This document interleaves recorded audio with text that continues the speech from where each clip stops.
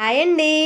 ఈరోజైతే నేను సంవత్సరం పాటు నిల్వ ఉండే టమాటా పచ్చడి అయితే ఎలా చేయాలో చూపిస్తున్నానండి. ఫస్ట్ అయితే టమాటీలు నీట్గా కడుక్కొని తుడుచుకొని ఒక మంచి క్లాత్ పైన ఆరబెట్టుకోవాలండి. నైట్ అంతా ఆరిపోతే నీట్ తడైతే ఉండకూడదండి, అప్పుడే బాగుంటుంది పచ్చడి, లేదంటే పాడైపోతుంది. ఒక పండు 6 ముక్కలుగా కట్ చేసుకొని ఒక డబ్బాలో వేసుకోవాలి. డబ్బాలో వేసుకొని గడ్డుప్పు పసుపు వేసుకొని 3 రోజులు ఊరబెట్టుకోవాలి. 3 రోజుల తర్వాత అవన్నీ పిండేసి ఎండలో ఆరబెట్టుకోవాలి.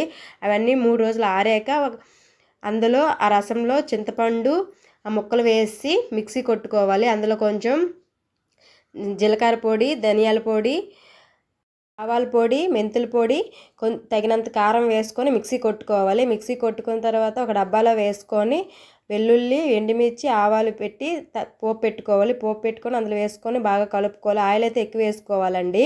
పచ్చడి అయితే రెడీ అయిపోయిందండి. మీకు ఫుల్ వీడియో కావాలంటే కామెంట్ చేయండి. మీకు నచ్చితే లైక్ చేయండి.